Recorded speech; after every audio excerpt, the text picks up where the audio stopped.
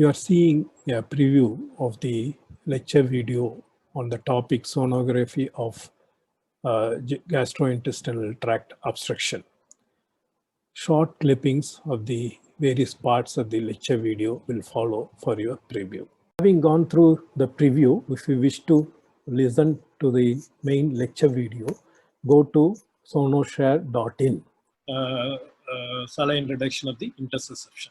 So this is how you have to behave as a radiologist. And why I am telling this now is because GI tract is the last frontier for the sonologist who really enjoys the challenge. So GIT is the frontier. You involves a lot of these questions. Now, why GIT is unique? Because now if you take any other system like urinary tract, the referral is most of the time specific. So patient is clinical features for the various obstructions, and then you have to follow a protocol. Now, protocol patient, say if it is newborn, the conditions are different. If it is elderly patient, the condition is different, like that. And sometimes there may be a specific may not be present. So this is the clinical presentation. Then you suspect maybe obstruction to a patient with a clinical suspicion of obstruction at the GO junction. Now here, this is clinical suspicion of achalasia. So you put the patient in erect, give some oral fluid. This is not normal. This is the left lobe of liver. This is the intra-abdominal esophagus. You don't get the widening of the fundus of the stomach, the left upper abdomen. You see the stomach is markedly dilated, but it has got two compartments with some wall in between. So the stomach is divided into two compartments. And this is the typical sign called the peanut sign, which is, this is the peanut. In an infant, it can be hypertrophic pyloric stenosis. We will see a little later. It may be a trichobus mass. So what is this? These are hairs.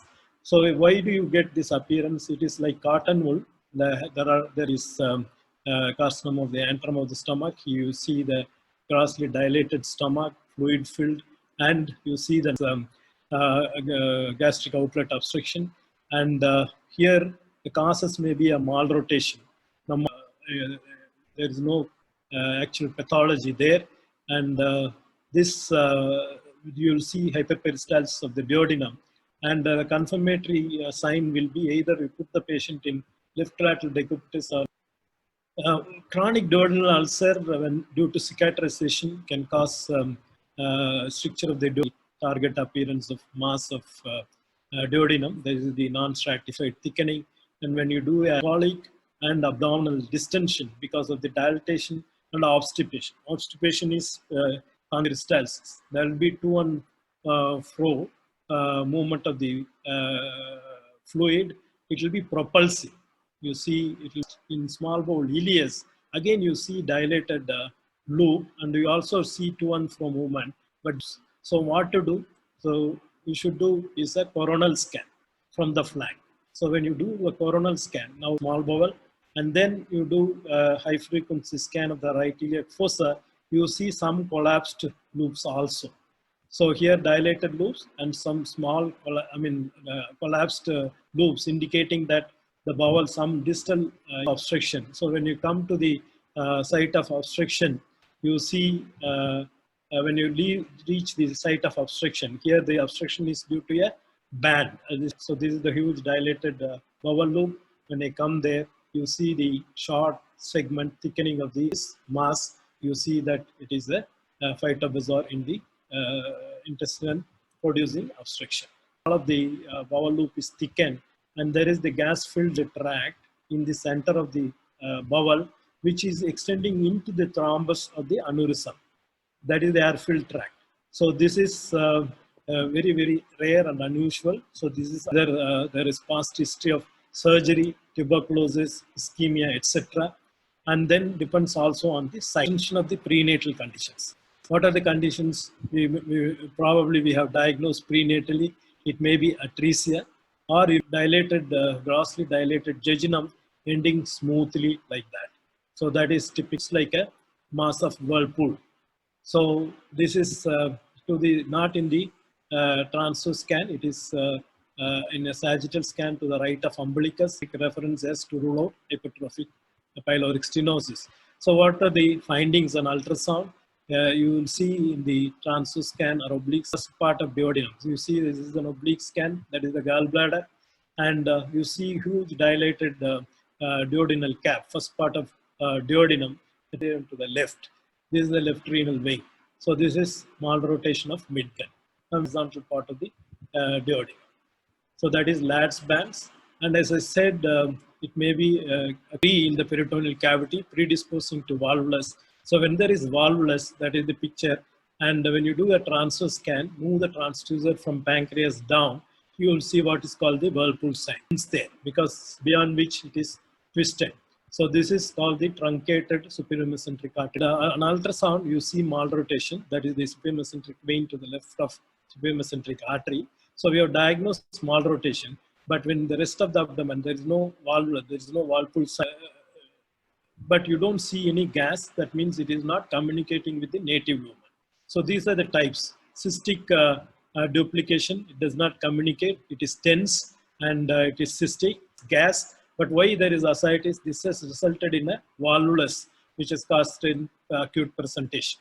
Infant child presenting with loose stools and then pain abdomen and little blood in the stools, clinically coming to the ileocecal. That's the transverse scan of the kidney, ileocecal valve, and you see it will be pushed fine. Polyp you confirm by putting on color. You see the pedicle and arborization showing that it is a polyp.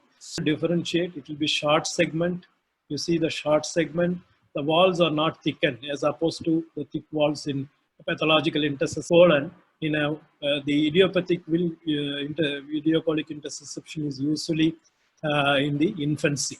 But this is an elderly man presenting dilated bowel. When you trace, it ends there. And this is the anteabdominal wall. You don't see any lesion there. And you see with respiration, this bowel will be change shape, indicating that it is a leftover pad and not any mass. So that is a left peritoneal metastasis causing obstruction to, and on follow presented as a bowel obstruction, that is the dilated loop. On tracing, you see the bowel loop collapsing, and you see the thick-walled appendix, which is usually a long segment. Now, this is a patient presented with blunt abdominal trauma, and the initial scans were not. So this could be tuberculosis. Or it can be similar presentation. Here it is a long segment, which is wall thickening, again non-stratified thickening, that is the lumen. And adjacent to the loop, you see enlarged. It may produce spaghetti appearance or a bundle of cigars. These are all cross sections of the individual worms. So this forms a bolus, dilated bowel loop, and the walls are thickened here with calcification with dense shadowing, indicating that there is a calculus. So all these signs put together, the diagnosis is gallstone ileus. Diverticulum, and how to differentiate from appendix, you see a normal appendix separate from the Meckel's diverticulum, and that is the operaticulum. Gets complicated, it can produce an intraperitoneal abscess. Because it is a slowly evolving disease, it will, and some fluid around the deep to the mesh, indicating that is mesh inflammation, resulting in addition of the bowel and producing. So the air bubbles are missing, indicating that there besides the distal obstruction, there is also proximal obstruction, preventing the swallowed air reaching the obstructed loop.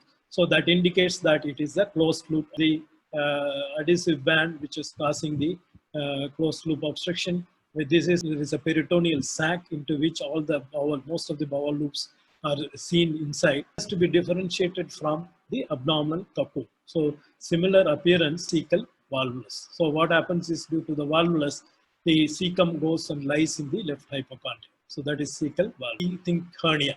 So hernia can be any of these situations, and this is the loop of for this sign. So this will indicate small bowel obstruction, but there is an exception.